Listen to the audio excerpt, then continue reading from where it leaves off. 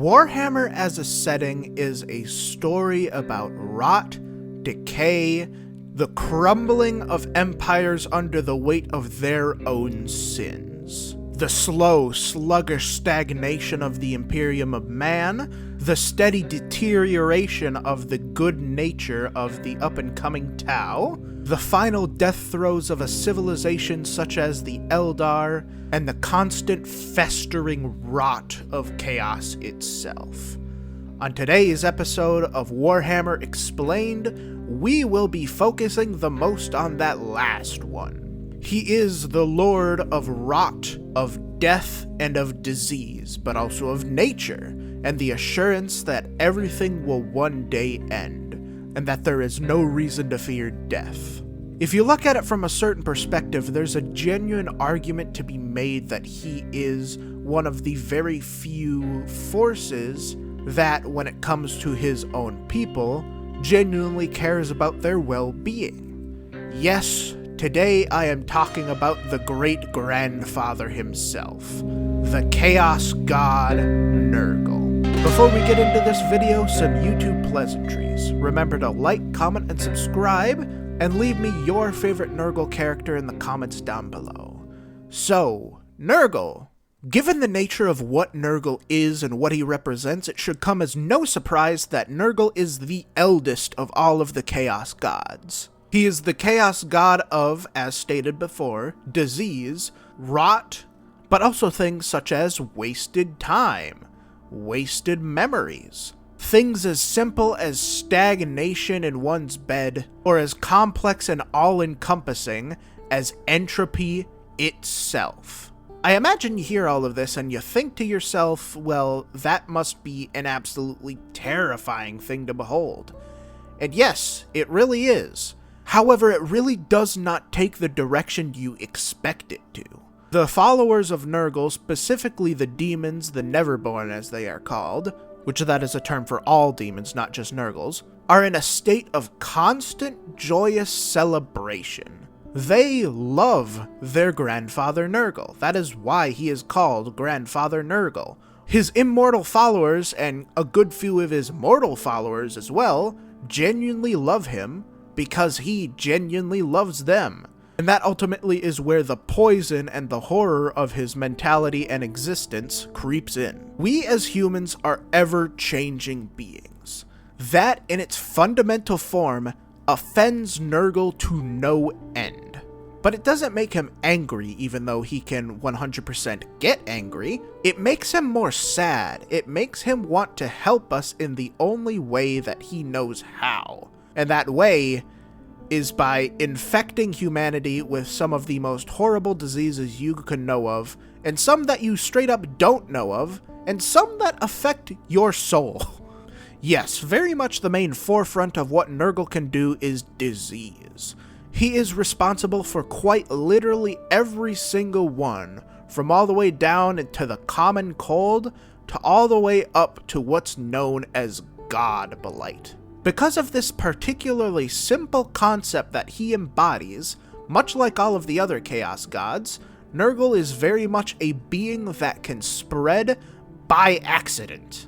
The very knowledge of him is like a cold, and sometimes, like sicknesses, it can literally hide within somebody's mind, waiting in a gestation period for the perfect time to spring its trap and turn the unfortunate soul into a poxwalker. Something as simple as stepping on not even a rusty nail, just a regular old nail in the battlefield, or getting a splinter while fighting the forces of Nurgle is enough to let his rot in.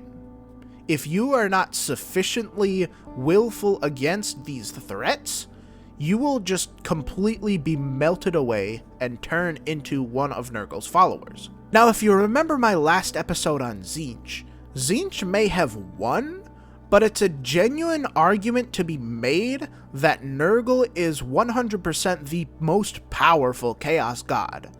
In fact, he is the Chaos God that is inevitably going to win, simply because of what he is and what he embodies. He represents disease, rot, decay, and stagnation, And what could be more stagnant than at the end of the universe, literally nothing happening? In a way, with Warhammer 40k, with how dire and desperate of a universe it is, it's kind of a comforting thought that the guy that genuinely loves you and cares about you is the guy that is fated to win the day in the end and take control simply just by sitting back and existing.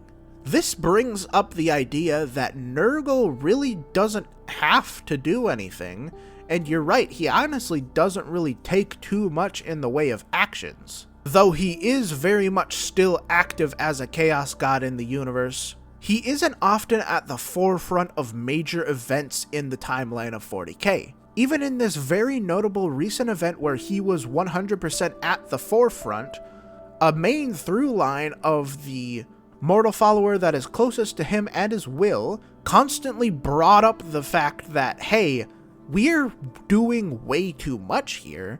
Nurgle would just be happy if we did less, focused on spreading the small plagues and spreading them around Ultramar. We don't really need to be doing all of these extra extravagant things. And he was right. Because of the actions of Mortarion, a good chunk of Nurgle's garden got burned to the ground. So not only is the sluggish approach working for Nurgle, it seems to be really the main thing that works for Nurgle as a whole. This slow sluggishness is present in literally every one of his underlings. They are in no rush to do anything. They're very slow by nature, oftentimes because of their diseased mutations across their body, but also because they really don't feel pain at all. And this is ultimately the beneficial thing that Nurgle offers you. A promise that the pain will not continue if you just follow him and go through a little bit, a lot of it, a massive amount, it is excruciating, pain in order to get to this level. Now, as we've seen in certain animations, how true this is questionable, but the most devoted of Nurgle's followers 100% get this as a reward.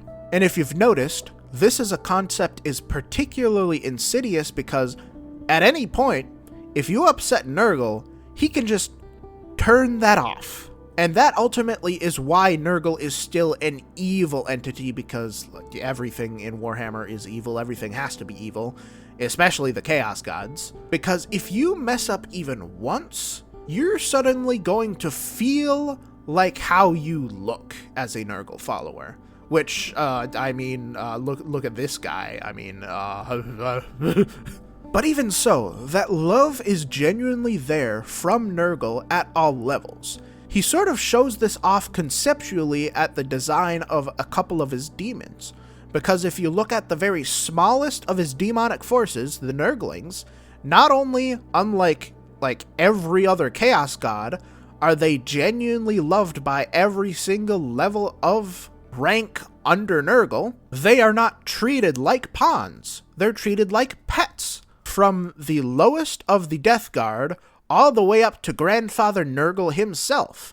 This is even shown in their design, as if you look at him, he's literally just a small Great Unclean One, which arguably the Great Unclean One, as you see here, is just a smaller Nurgle. Now obviously Nurgle's design in and of itself is probably some sort of unknowable eldritch abomination thing that can't really be comprehended by human minds.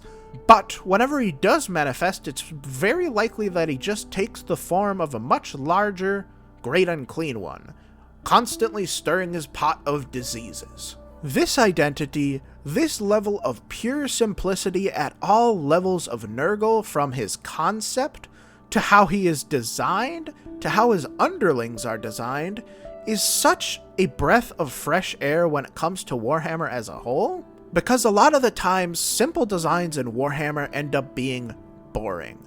However, Nurgle perfectly deflects this, because the themes at every level of the design around him are just so good, and in a way, when applied to other generic things in the setting, make some of the most unique and fun variants of that particular thing.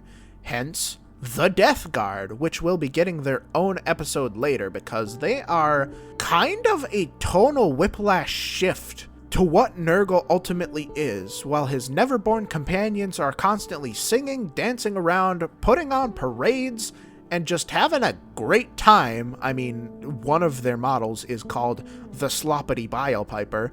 How can you not look at that name and think immediately that that man is having the time of his life? But when compared to the Death Guard, they're silent, they're creeping, they're like the embodiment of a cloud of plague slowly creeping its way across a battlefield. But of course, that'll have to be its very own episode for its very own day. Until then, I hope you have enjoyed this episode of Warhammer Explained.